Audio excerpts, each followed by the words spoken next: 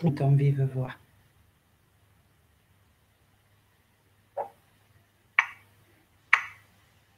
C'est bon, c'est lancé l'enregistrement, Hilaria. Parfait, merci. À toutes. Bonjour à tout le monde. Merci d'être là. Bienvenue à la conférence sur l'union du féminin et du masculin. Pour qui ne me connaît pas, alors je suis Hilaria. Je suis une accompagnante à l'éveil de la conscience, à la purification des polarités en soi, à l'émergence et la guérison du féminin sacré. Et le couple intérieur est devenu une évidence comme un thème qui était prêt à être exploré dernièrement. Donc, je peux me définir en femme médecine, mais une définition de mon travail est toujours un peu délicate. Je suis une accompagnante des lettres.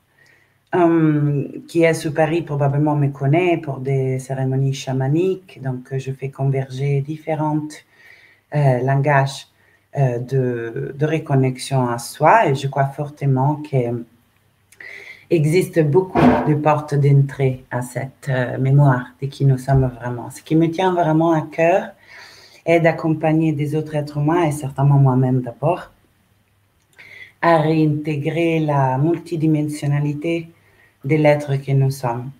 Donc, l'humain, avec son histoire unique, plus ou moins dense, plus ou moins résolue aussi, illuminée de notre conscience, et la dimension non physique de notre être. Donc, je crois, je transmets la connaissance que nous sommes autre que simplement matière et temporalité et limitation. Bien que tout ça est la création merveilleuse du pouvoir créateur qui crée le monde.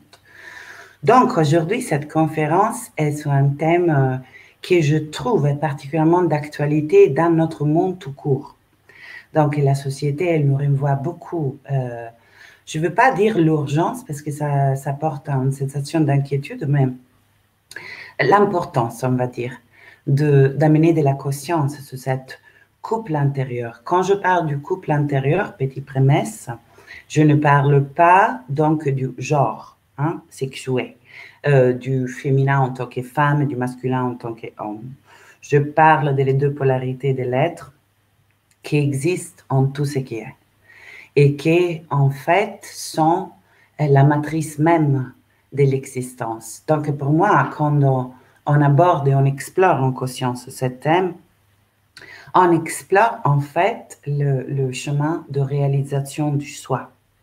Les deux choses ne sont pas distinguées. Ce n'est pas, pour moi, un aspect de notre existence, c'est l'existence elle-même, cette couple intérieur. Donc, dans l'incarnation, par exemple, ça s'exprime comment? Ça s'exprime dans le fait que cet un absolu à l'origine de toute création s'est polarisé, on va dire, dans deux polarités, l'une émettrice, l'autre réceptive, ce qui a créé la possibilité d'avoir donc un pouvoir émetteur de la création et la création, donc l'objet de ce pouvoir ou le reflet, la manifestation de ce pouvoir. Donc, si vous voulez, le ciel et la terre représentent ces deux polarités. Le masculin, pouvoir émetteur, le féminin, la création, pure réceptivité et manifestation. Alors, cette polarité, donc, elle permet le macrocosme et le microcosme. Donc, à l'intérieur de nous, nous portons cette polarité. Et dans tout ce qui est, existe cette polarité et la relation entre ces deux polarités est déterminante. Donc, dans ce qu'on connaît comme le patriarcat, donc cette longue phase de cheminement de l'humain où on a expérimenté la domination, on peut dire, d'une polarité sur l'autre, dans le cas précis de la polarité masculine sous la polarité féminine, cette configuration qu'on voit dans la collectivité est en réalité un reflet de cette relation à l'intérieur de nous. Donc, il n'y a pas vraiment une séparation entre la projection holographique à l'extérieur d'un état d'être qui existe à l'intérieur. Raison pour laquelle je parle de l'importance de conscientiser ce thème maintenant. Parce qu'on est dans un moment tournant où on commence à prendre conscience de le schéma qui s'est dessiné, de la relation donc entre ces deux polarités à large échelle dans nos sociétés. Et on est certainement face à un désir ardent de réformulation de cette relation en quelque chose de plus harmonieux, de plus conscient. Par contre, si notre regard reste posé sous ce qui est projeté à l'extérieur, donc la configuration de nos sociétés, sans retourner cet regard sous la source de cette projection, qui est à l'intérieur, cette relation intérieure. En fait, on ne pourra pas vraiment, à mon avis, incarner cette souhait profonde de harmonisation de cette couple, de réconciliation de les polarités. Donc, le travail que je propose est effectivement utiliser l'extérieur de la société et la dynamique de domination et victime qu'on voit représentée dans le patriarcat. Utiliser aussi l'extérieur dans les termes de nos propres relations personnelles. Et là, je reviens au genre. Donc, femme-homme. Comment une projection de cette polarité à l'intérieur de nous. Mais l'utilisation de cet regard tourné à l'extérieur pour devenir conscient de ce qui se joue à l'intérieur est vraiment le cheminement que je propose parce que je crois profondément que c'est à l'intérieur que le changement s'opère pour être durable et pour être profond. Donc, si on veut changer la relation entre hommes et femmes ou ce qu'on voit se jouer à niveau de nos sociétés, pour moi, il faut partir par l'intérieur de nous-mêmes. Et donc, aller explorer avec beaucoup de honnêteté et de compassion, je dirais, l'état de cette couple intérieure. Parce que le reste, ça n'est qu'un reflet de ça.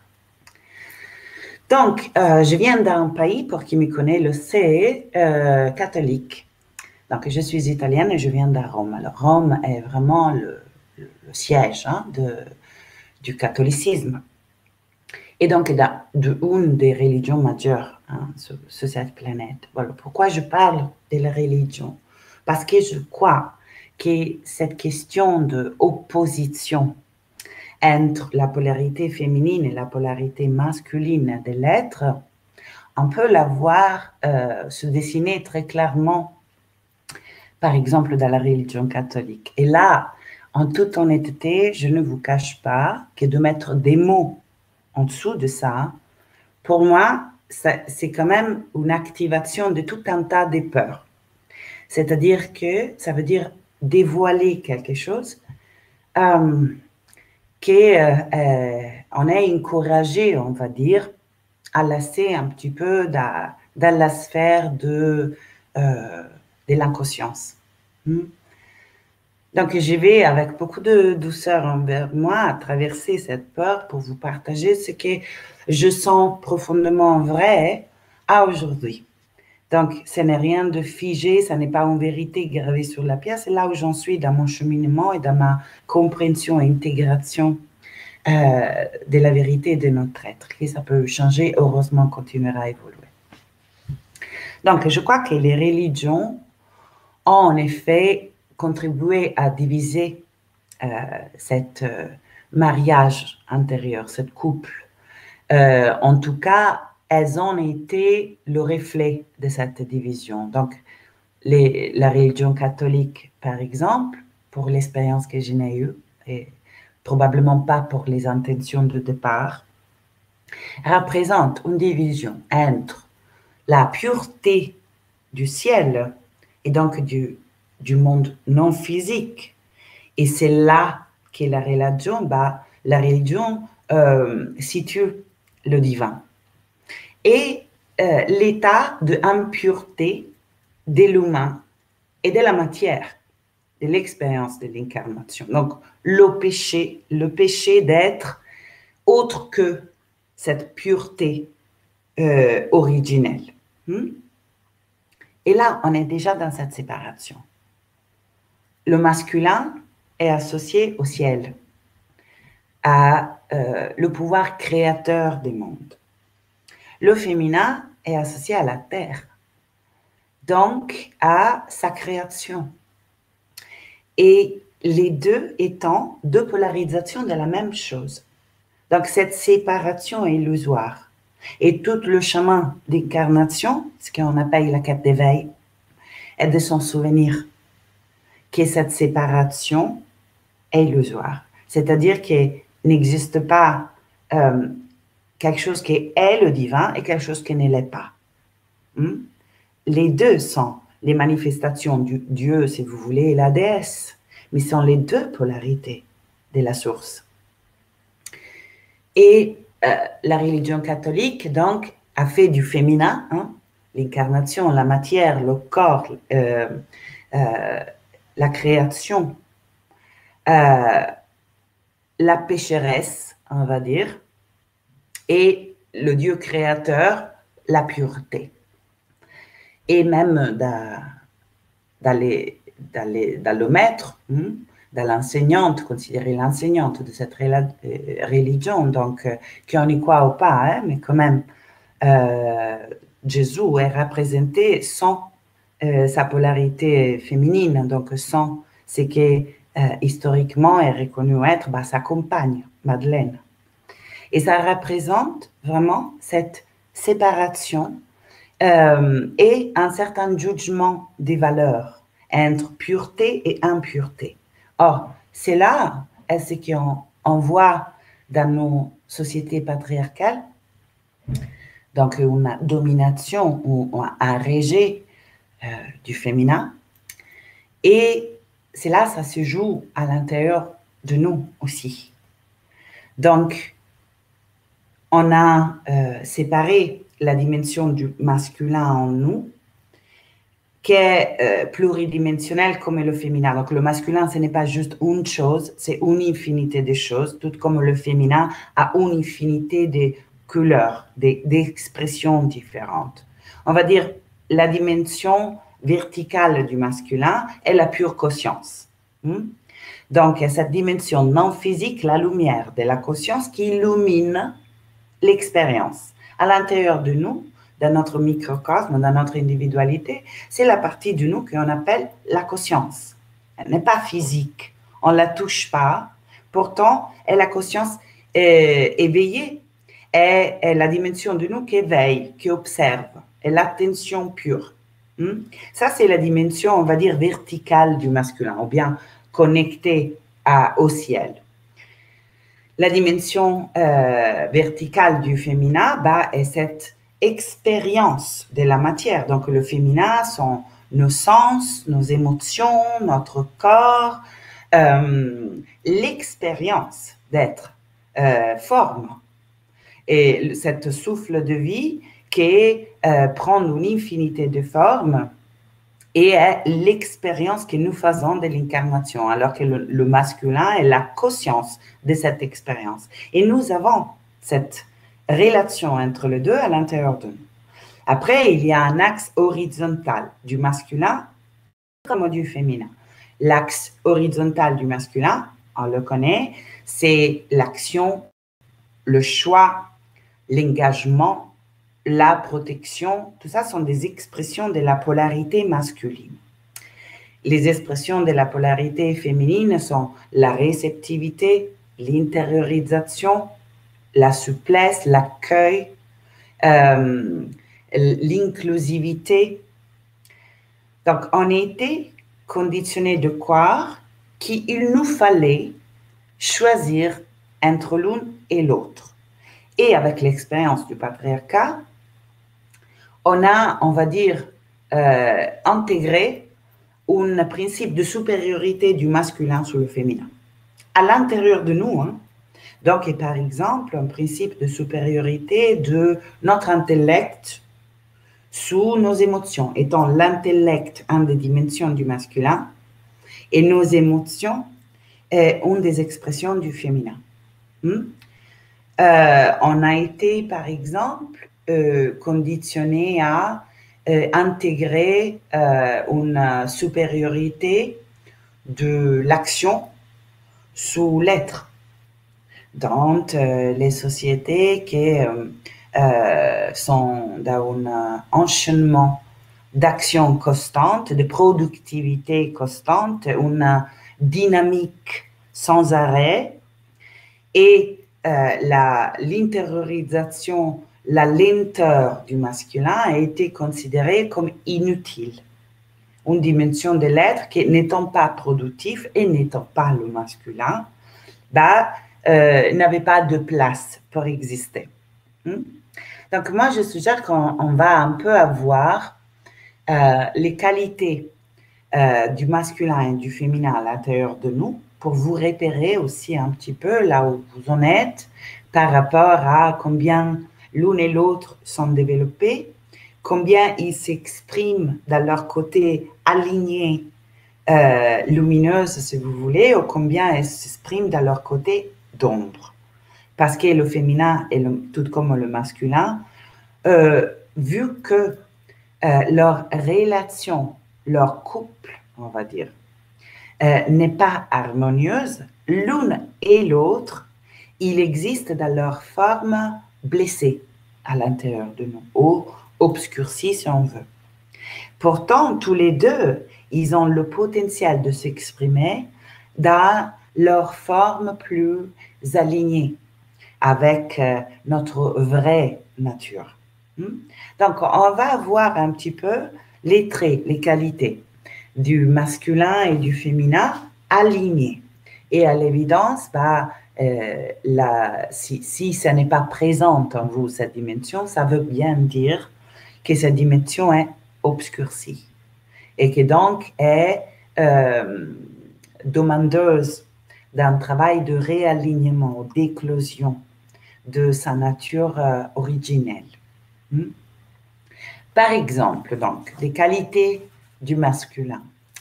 Dans l'axe vertical ou horizontal, on le met un moment à côté, parce que ça risque de rendre trop complexes les choses pour le court temps qu'on a à disposition. Donc, on unit tout, horizontal et vertical, et je commence à les énommer, et vous pouvez même m'écouter un peu dans l'état méditatif pour voir, pour ressentir à l'intérieur de vous la présence ou pas de cette dimension. Donc, par exemple, le masculin, une des qualités du masculin est l'intégrité. L'intégrité, ça veut dire l'agir en cohérence à ce qui lui tient à cœur, ce qui a profondément du sens pour lui. Profondément du sens pour lui. Donc, clairement, l'ombre, donc quand notre masculin est obscurci dans cette particulière expression, c'est quand, par exemple, on agit par le conditionnement. On agit pour obtenir un résultat de l'extérieur, plutôt que l'action cohérente à ce qui fait profondément du sens pour soi.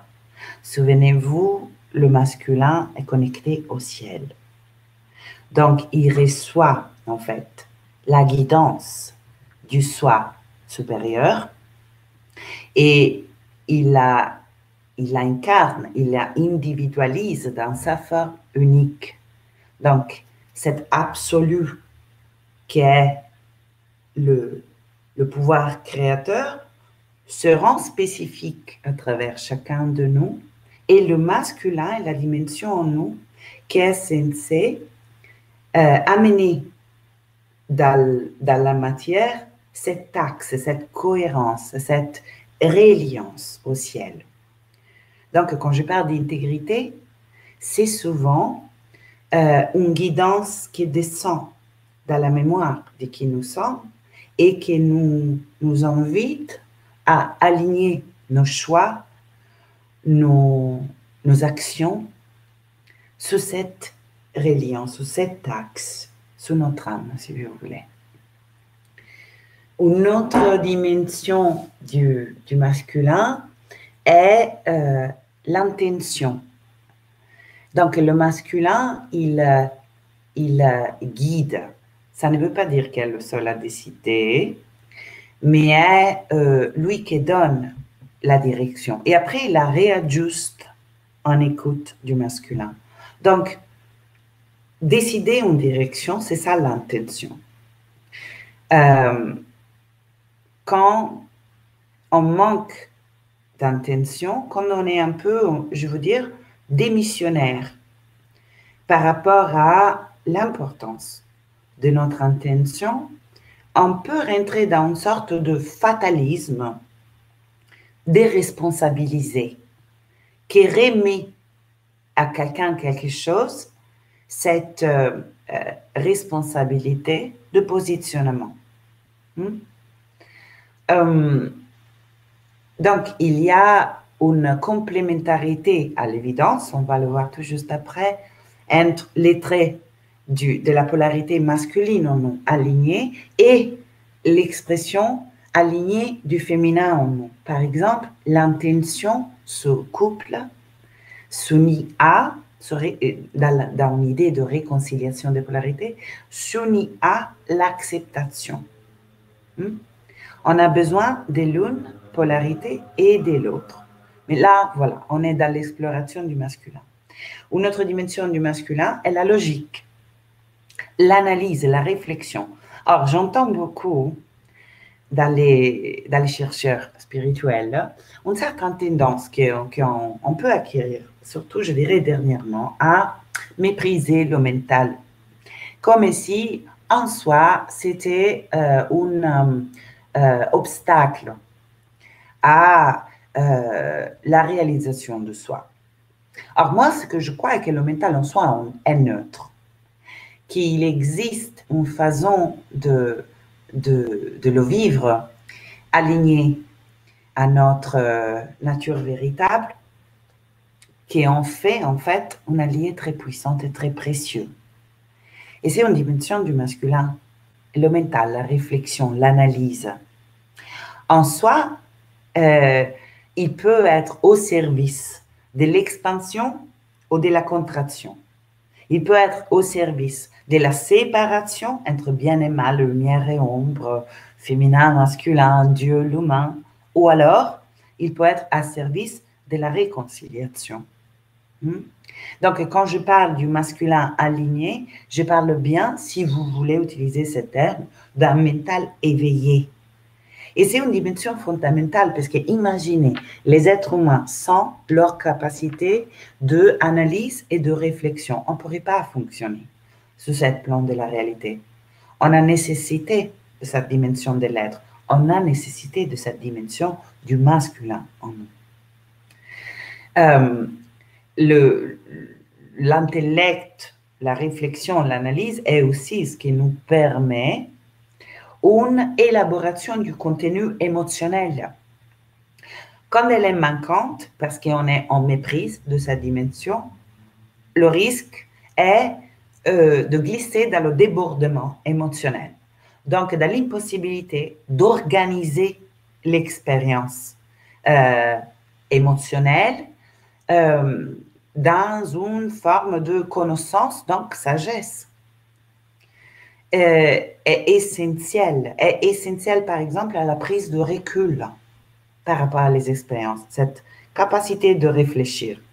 Certes que si ça ne s'accompagne pas à l'émotionnalité, à la sensibilité du féminin en nous, ça devient tout intellectualisé, conceptualiser l'expérience de vivre, donc la penser plutôt que d'y aller dedans, plutôt que d'aller faire l'expérience. Mais ça, ce n'est pas le mental en soi. C'est la relation entre cette dimension du masculin et la dimension de notre féminin. qui fait que si l'une est absente, l'autre, il devient sa côté d'ombre. Il s'exprime dans son ombre.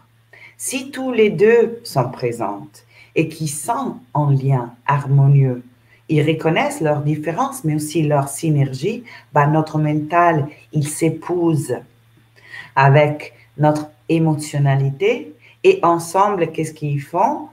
Ils arrivent à élaborer l'expérience, l'émotion, les sens. Ils arrivent à élaborer l'expérience et donc à incarner l'évolution.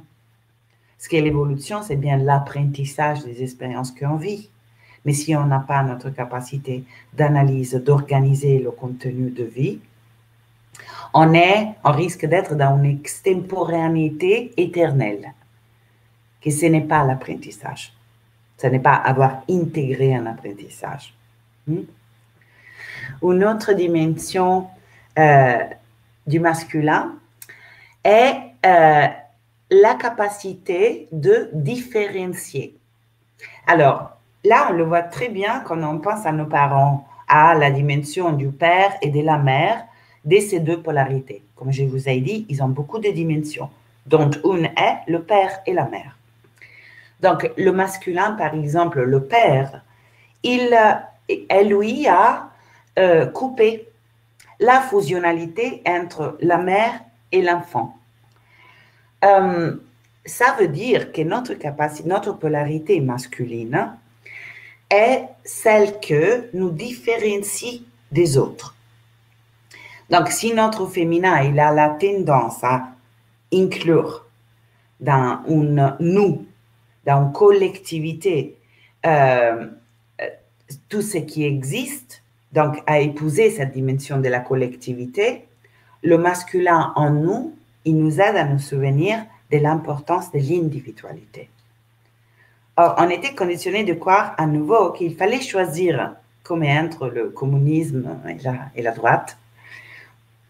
Donc, entre un élan d'attention à la collectivité, donc aussi à l'intimité, à la relation à l'autre, et une attention à l'individualité, à la subjectivité, à sa propre unicité.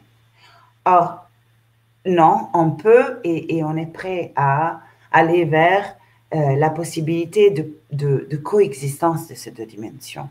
Quand on ajuste le féminin avec cette inclusivité fusionnelle, on n'arrive pas à se différencier des autres et donc à incarner non plus cette unicité qu'on a choisie quand même. Sinon, on était tous nés avec la même tête, le même corps, la même famille et les mêmes expériences. Non, la création est variété. On a choisi une forme unique. Et c'est le paradoxe qu'on est à la fois une seule chose, une seule essence et des formes uniques. Et l'enjeu de la réalisation de l'éveil est pouvoir faire coexister cette paradoxe, d'être l'unité qui se différencie dans des formes uniques. Or, notre unicité, et le masculin est le gardien de cette unicité, et c'est dont le monde a besoin. La création a besoin que chaque composante puisse vivre progressivement et patiemment sa nature unique. Parce que c'est exactement cette nature unique qui apporte la contribution qui enrichit le tout. Regardez la nature. On a besoin de l'unicité de chaque composante parce que l'écosystème, il puisse à exister. Et c'est pareil pour les êtres humains. On était conditionné de croire qu'il nous fallait ou un excès ou l'autre. Ou je disparais dans la collectivité et cette soi, le petit soi, devient même un obstacle à ma réalisation de ma nature divine. Faux, à mon avis, faux. Ou alors, cette soi individuelle unique prend toute la place et j'oublie qu'il y a des autres. Et donc, je reviens au patriarcat, cette individualité qui écrase le féminin, la collectivité, qui ne se soucie pas de cette collectivité, Les deux extrêmes ne sont pas encore la complétude du mariage. Donc, dans notre vie concrète, pour être terre-terre et aussi un peu pour pouvoir appliquer tout ça, dans notre vie concrète, c'est là ça se joue beaucoup dans nos relations. Donc, notre féminin, il a la tendance à inclure l'autre, à inclure, par exemple, l'écoute des besoins de l'autre, à être empathique par rapport à ce que l'autre vit, à être sensible à ce que l'autre vit, à pardonner l'humanité, hein, et donc l'inévitable apprentissage en cours qui est l'autre. Notre masculin, dans la relation à l'autre, il porte la torche de cette individualité. Donc, est grâce à lui, par exemple, qu'on arrive à discerner qui c'est moi et qui c'est toi. Là, mes besoins, mes préférences, mes valeurs, mes choix, et toi, tes valeurs, tes besoins, tes choix. Ce qui est la base pour pouvoir unir amour et liberté. Parce que si le soi n'existe plus, si je m'annule, je m'efface dans la relation et toute mon énergie enveloppante est, comment dire, annule mon individualité, je ne sais plus qui c'est moi, qui c'est toi, il existe juste un nous indifférencié, c'est le risque quand le féminin ne s'accompagne pas à son masculin, j'aurais la tendance à croire, par exemple, que mes besoins, ils doivent être les tiens aussi, ou que les tiennes, ils doivent être les miennes. Donc, la sensation d'étouffement dans la relation qu'on a ressenti beaucoup d'entre nous très souvent. Ou alors, cela est la base même du chantage émotionnel. C'est-à-dire, je prétends que tu fasses attention à mes besoins et que tu les nourrisses, parce que nous sommes une seule chose. Hein. Quand l'individualité s'efface dans la fusion, on sort en fait, paradoxalement, dans l'amour, de l'amour. Amour et liberté, ils vont ensemble. Donc, on était justement conditionné à croire qu'il nous fallait choisir entre, par exemple, intimité et intégrité ou liberté, qu'il fallait ou l'une ou l'autre. Ou alors, entre limites, le droit de poser mes limites et de différencier, ça c'est moi et c'est différent de toi. Et c'est grâce à cette différence qu'on peut rentrer vraiment en relation de façon libre et aimante. Et l'inclusivité. On a été conditionné de croire, on a cru en tout cas, qu'il fallait choisir. Et là, nous sommes prêts à pouvoir être à la fois en lien, par exemple, avec l'autre et le inclure avec notre empathie, avec notre attention, avec notre écoute, avec notre compréhension et rester en intégrité avec nous-mêmes, rester en écoute avec nos besoins, nos préférences. Les deux, elles peuvent aller ensemble, on est prêt parce qu'elles aillent ensemble, c'est important. C'est fondamental même pour moi, pour vivre vraiment une phase différente. À ce point-là, si vous avez des questions, je fais une mini-pause pour que vous puissiez les poser. Donc, sachez que vous pouvez à tout moment les écrire dans la chat et qu'Aurore, elle va me les transférer si vous en avez. Une autre dimension du féminin et du masculin qu'on a séparé à l'intérieur de nous, c'était l'extériorisation du masculin. Donc, la dimension du masculin en nous, le yang, il va vers le monde, il pose des actions, il est dynamique, il est extériorisé, un peu comme le soleil. Sa lumière est généreusement à l'extérieur, alors que le féminin en nous est plutôt un mouvement d'intériorisation. Et un peu comme la lune, elle ne rayonne pas si ça n'est que pour refléter de la lumière du soleil.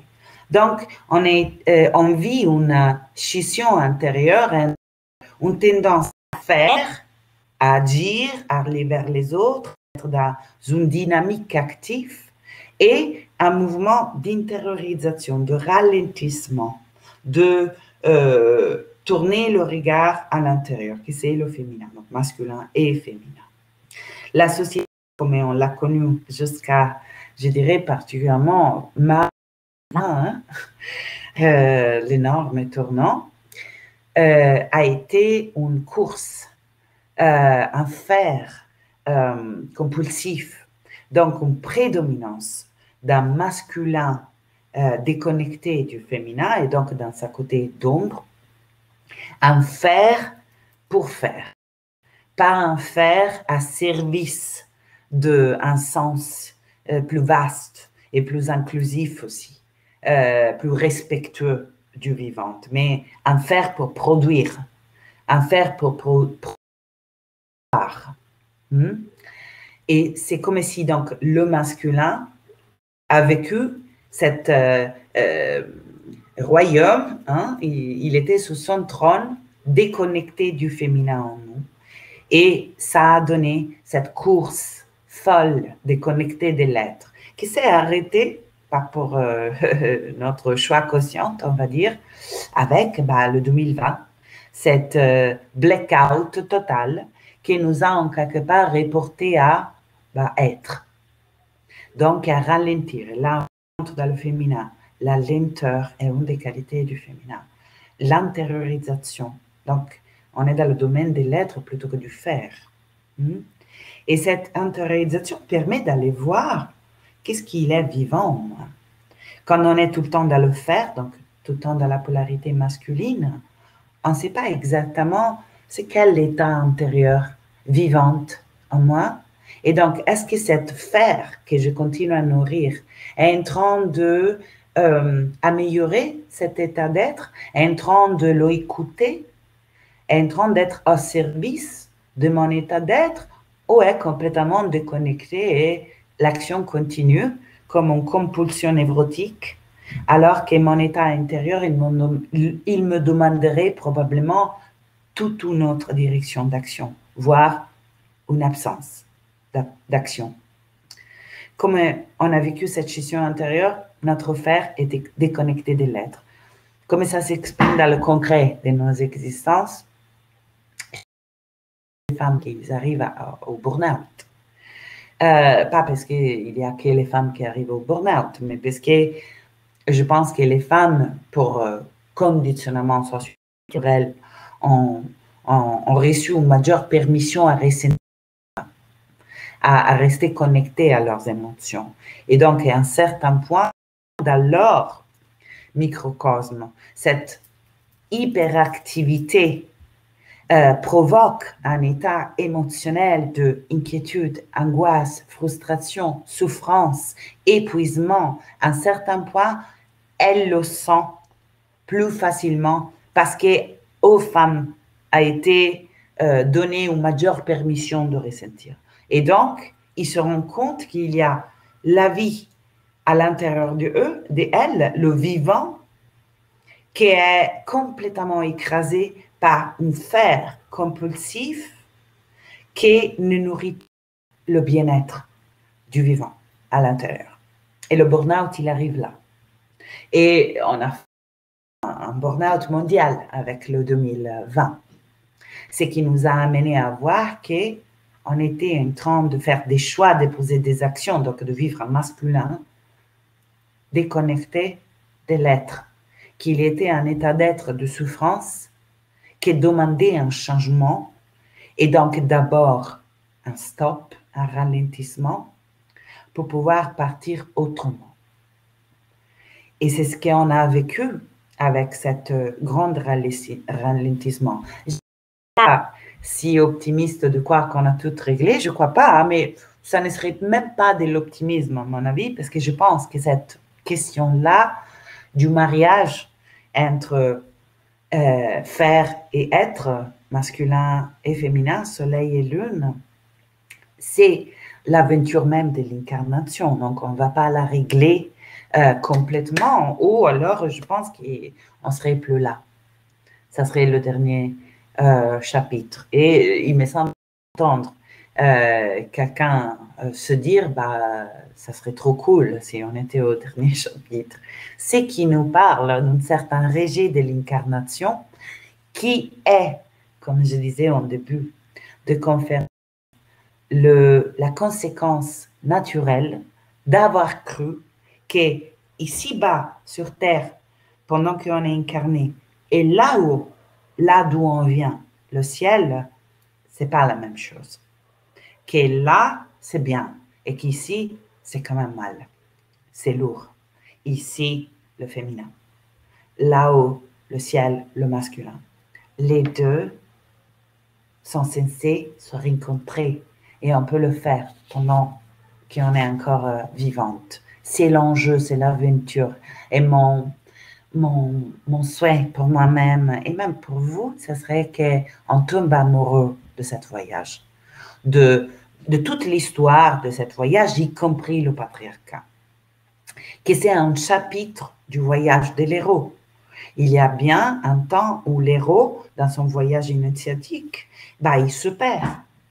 Il se perd et il vit un tas de défis, d'obstacles, de chutes, de souffrances. Et c'est grâce à ça que son or intérieur bah, réémerge plus brillant qu'au départ du voyage lui-même.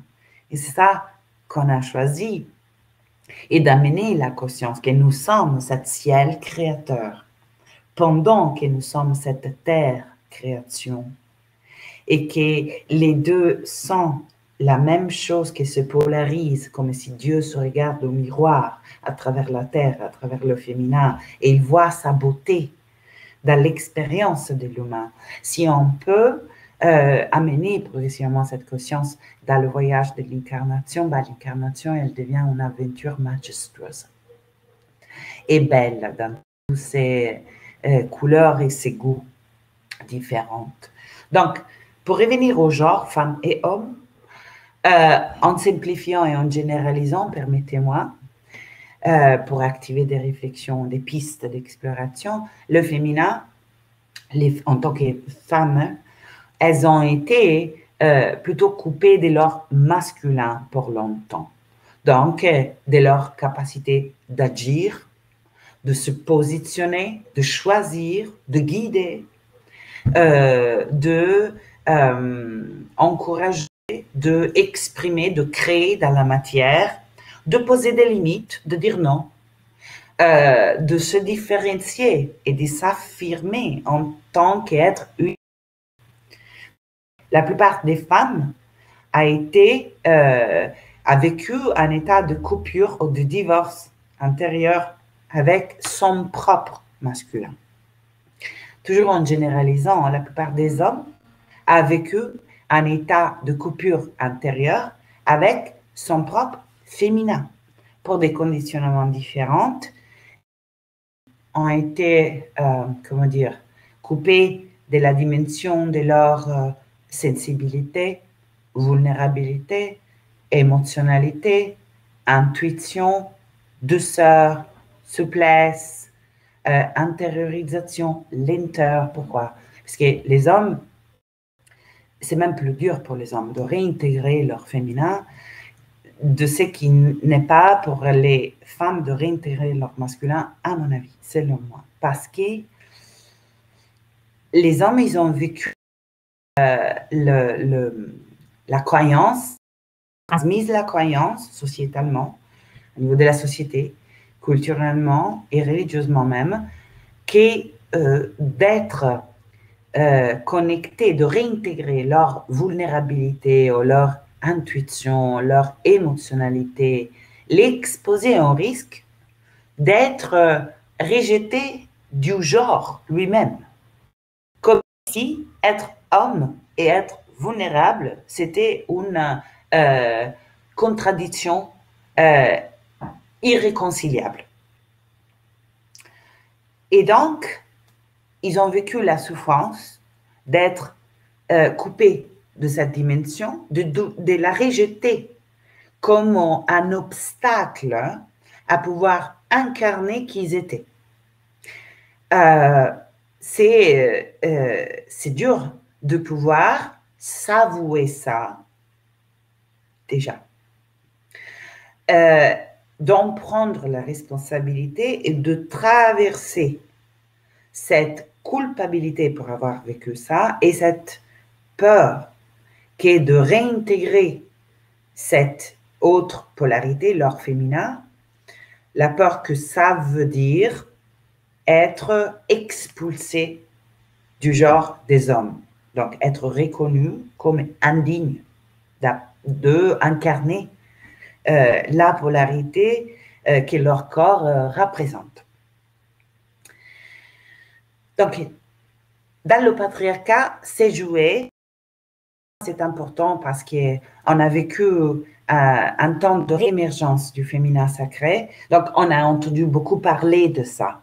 Des femmes ont pu progressivement, et encore loin d'être partout dans le monde et suffisamment, ont pu mettre en mots une réalité d'abus et de domination qu'elles étaient en train de vivre et se relier entre elles, autre à se relier aussi à la sacralité de leur être. Donc, ils sont allés à récupérer la dimension de la prêtresse, de l'initiatrice, de la sauvage, de la mère.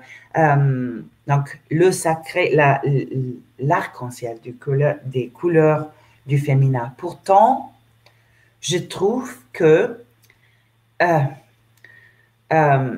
il y a un passage qui est demandé maintenant et qui est nécessaire, qui est la prise de conscience, qui est la phase du patriarcat, à un certain niveau, équivaut à avoir subi quelque chose d'extérieur, donc la société, les hommes, le conditionnement, mais que cet extérieur n'était autre que le reflet d'un état intérieur.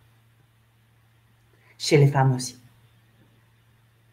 Ce qui amène, ce qui ouvre à la possibilité des deux passages qui pour moi sont fondamentaux en ce moment, et les deux vont ensemble. Pardon de soi, parce que c'est le seul endroit, effectivement, qu'il faut vraiment pardonner, et responsabilité, capacité de répondre à ce moment pour créer vraiment une phase nouvelle. Mais pas, à mon avis, et là je m'expose à toutes les critiques du monde, ça n'est pas le retour du matriarcat. Ça n'est pas faire une oscillation entre une polarité qui domine sur l'autre. Ça n'a pas d'intérêt de reproduire ça. Ce qui est intéressant est de créer cette union. Pour créer cette union, pour moi, est fondamental de comprendre qu'est-ce qu'on voit à l'extérieur, le reflet de ce qu'on vit à l'intérieur. Et que cette patriarcat, ça se joue à l'intérieur des hommes et des femmes également. Et à partir de là, la femme, elle peut sortir dans le risque de l'ombre du féminin, qui est de rester coincée dans la victimisation. Tout comme les hommes, grâce à ça, elles peuvent aussi sortir de l'ombre du masculin, que c'est la culpabilité. Ils ne peuvent pas être en présence de cette dénonce d'une domination du masculin sous l'or féminin intérieur d'abord. Ils ne peuvent pas juste la regarder tout droit dans les yeux parce que ça active une culpabilité très forte. L'ombre du masculin, quand ils ne se souviennent pas, cette dimension en nous, qu'il est le divin lui-même, qui est comme un rayon de lumière qui descend du ciel, est venu ici pour faire l'éclairage, de progressivement se souvenir de sa nature divine, quand il est déconnecté du Dieu créateur, il se croit coupable. Il croit que les actions qu'il a posées, comme par exemple la domination du féminin, sont impardonnables, irréparables et des erreurs qui n'auront pas dû avoir lieu. Et ce n'est pas vrai. Ça n'est pas vrai parce que l'incarnation est le voyage de l'héros d'apprentissage et de mémoire progressive, je dis bien progressive, de qui nous sommes. Et c'est progressif, il y a bien des phases où on ne se souvient pas. Et c'est le patriarcat. Est-ce qu'on peut passer à autre chose maintenant? Est-ce qu'on peut apprendre? Est-ce qu'on peut pardonner? Parce que si on ne peut pas pardonner, c'est-à-dire à quelque niveau toucher à le sens de cette expérience, on ne peut pas non plus cerner l'apprentissage et donc pouvoir passer à autre chose. Et je ne suis pas en train de dire que donc la violence sur les femmes et sur les hommes, hein, c'est juste qu'il y a une violence émotionnelle plutôt que physique. Il faut quand même le nommer, même ça. Cette violence a eu lieu, cet abus, soit sexuel ou physique, soit émotionnel, comme c'est que les hommes ont subi des femmes qui se perçoivent dépendantes et qui donc sont prêts à la manipulation, voilà. Hein, des formes de violence et d'abus réciproques. Ça s'exprime différemment, oui, c'est vrai. La violence physique ou l'abus sexuel, ça se voit grand comme une maison parce que ça s'inscrit dans la matière, alors que la manipulation émotionnelle est plus subtile à être cernée, est plus difficile à détecter, mais c'est quand même ce qui a blessé le cœur des hommes. Donc, il faut quand même la nommer. Mais la nommer, pouvoir aller la explorer, la voir tout de près avec la lanterne de notre conscience, ça nous demande en quelque part d'être tellement compassionnante envers nous-mêmes qu'on peut y poser le regard sur cette réalité. Par exemple, moi, Hilaria, il me faut de la compassion pour aller voir la partie de moi qui manipule émotionnellement parce qu'il se sent dépendante affectivement. Ma lune, mon féminin, elle a besoin de son soleil. Et comme a projeté à l'extérieur son masculin, la dépendance avec les hommes, c'était un grand chapitre de ma vie. Et qu'est-ce que ça devient? Ça devient chantage émotionnel, ça devient manipulation subtile, ça devient amour conditionnel. Je t'aime si tu restes quand même à côté de moi, plutôt que si tu suis ton élan du cœur. Ça, c'est quand même l'ombre du féminin, il faut le nommer. Et ça a blessé, à un niveau moins physique, moins éclatant, mais a blessé mes partenaires, a blessé mes hommes, a blessé moi-même d'abord. Et pouvoir aller voir ça, explorer ça, demande vraiment beaucoup de bienveillance envers soi, parce qu'autrement, on se dit, mais c'est tellement douloureux de voir que ça existe ça en moi, que je ne veux pas le voir. Et donc, c'est plus confortable que je rejette la faute entièrement sur l'autre, je projette mon ombre sur l'autre et je l'appelle patriarcat. Comme ça, moi, je suis la victime, je me nomme victime et je reste dans la victime. Et c'est OK, mais c'est une phase. Après, dans la victime, glisser vers la responsabilité, c'est ce qui ouvre vraiment un chapitre nouveau. Et également pour les hommes, ils ont eu besoin d'écraser, de dominer, de supprimer le féminin parce qu'ils essayent de le supprimer en eux-mêmes. Leur propre partie vulnérable, leur propre émotionnalité, y compris leur propre dépendance affective, parce qu'on a toutes les polarités et leur ombre et leur lumière, soit les hommes que les femmes. Et donc, les hommes aussi, ils ont projeté leur féminin à l'extérieur, dans les femmes, et ils ont reproduit la posture de « je veux t'écraser, je veux te supprimer », qui vit à l'intérieur de eux-mêmes.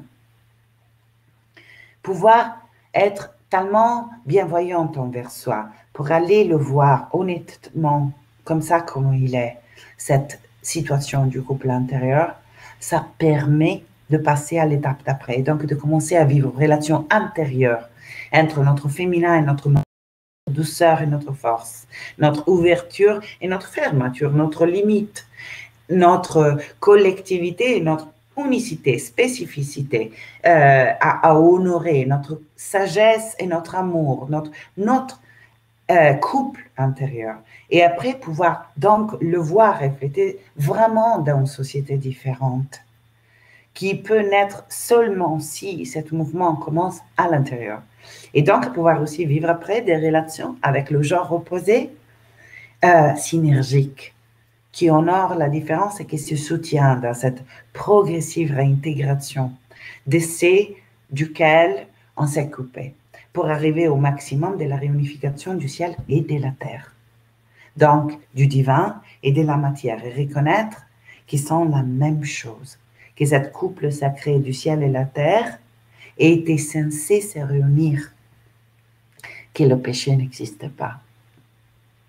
Et c'est ça qui nous ouvre à l'éveil, à l'unité, dans l'axe vertical et horizontal. C'est important. C'est l'appel de ce moment. Donc, qu'est-ce que je propose pour cet appel? C'est une infinité de stages, de cérémonies avec des plantes. Il y a aussi des plantes qui nous aident. Mère Terre arrive en soutien avec sa générosité débordante pour ce passage de réunification des polarités intérieures en ce moment. Donc, moi, par exemple, j'accompagne dans des cérémonies et dans des retraites. Et là, je vais vous dire qu'il y a encore juste quelques places pour la retraite en juillet, avec des plantes enseignantes, l'une le cacao qui travaille sur le féminin, sur la guérison du féminin, l'émergence du féminin sacré dans sa quintessence, et le tabac sacré, une autre enseignante, et son esprit nous aide à éveiller le masculin aligné, lumineux en nous. Et donc, je propose des retraites avec beaucoup de processus et des voyages intérieurs pour aller explorer l'une et l'autre polarité, faire l'état de lieu, cette bienvoyance dont je parlais avant, qu'elle la base pour tout changement. D'abord, il faut voir ce qu'elle si on ne passe pas par cette acceptation de là où j'en suis, dans cette couple intérieur, on ne peut pas aller aucunement plus loin.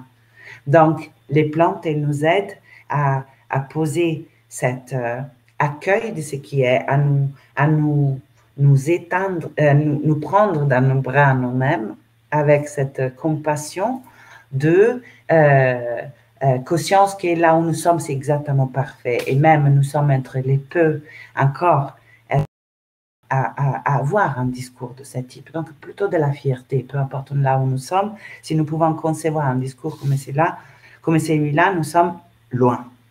Nous sommes arrivés très, très loin. Et deuxième passage que je propose pendant les retraites, c'est aller à ressentir comme cette union. Quel goût elle a, comment je peux la incarner dans mon quotidien, comment je peux rester éveillée à quand cette union devient le divorce intérieur, comment je peux revenir à mon intention d'union et que je peux l'incarner, parce que la comprendre conceptuellement, c'est déjà fantastique, c'est une porte qui ouvre au moins à un élan de vouloir aller dans l'expérience, mais après il faut l'intégrer, il faut qu'elle soit incarnée, il faut qu'elle soit une expérience. Concept seulement. Et ça, c'est ce que je propose pendant les retraites. Donc, le travail avec les plantes et la fabrication du tambour chamanique. Or, pas beaucoup de personnes savent que la fabrication du tambour chamanique est un processus de réunification du féminin et du masculin en soi. Le tambour, la peau du tambour représente le féminin, la partie réceptive. Et la maillotche, elle représente le masculin. Et l'une qui rencontre l'autre, il fait naître le son qui guérit, le son de l'union, le son du cœur.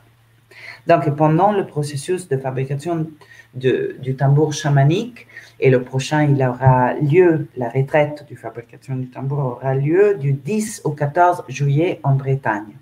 Dans la terre puissante de Bretagne, il reste encore, je pense, 3 places. Donc, si vous voulez participer, je vous encourage vraiment à me contacter au plus vite. Mais il y en aura des autres, voilà, au long de l'année. Donc, la première phase de fabrication, on se connecte à notre féminin. Quand on travaille la peau et on reçoit la médecine de l'animal, on voit réémerger le féminin dans son état actuel, avec beaucoup de transparence, on va dire presque malgré nous. Donc, la première phase de la retraite, on sent palpable le féminin qui s'ouvre, qui s'éclot, qui sont visibles, qui monte à la surface. Et là, la quintessence de la médecine du féminin, qui est l'amour inconditionnel, cette capacité de prendre dans l'étreinte du cœur tout ce qui est. de reconnaître la beauté au cœur de tout le vivant, même notre vivant, même nos densités, même nos ombres, nos parties, nos signes de nos blessures passées. Donc, est la première phase. La deuxième, la création de la maillotche, on va sentir c'est quelle la saveur du masculin aligné, sacré, parce qu'il y a beaucoup d'exemples de ça. On a intégré un modèle du masculin comme une autorité écrasante, psychorigide, factuelle, sèche, dure, mais ce n'est pas le masculin dans sa dimension alignée. Le masculin sacré est le protecteur, est le magicien créateur, est l'être engagé, est le chevalier qui défend, qui protège le sacré. Et donc, aller sentir cette dimension en nous, la clarté qui va avec, le courage qui va avec, le sens, la direction qui va avec, et vivre dans le moment que le tambour est construit, cette union à travers le son, l'a activer, l'a invoquer, l'a évoquer chez des autres, utiliser le tambour comme un objet qui manifeste cette union et qui va accompagner notre cheminement d'union. Et donc, le son devient une médecine pour cette réunification. Est très, très fort parce qu'il est fortement, manifestement inscrit dans la matière.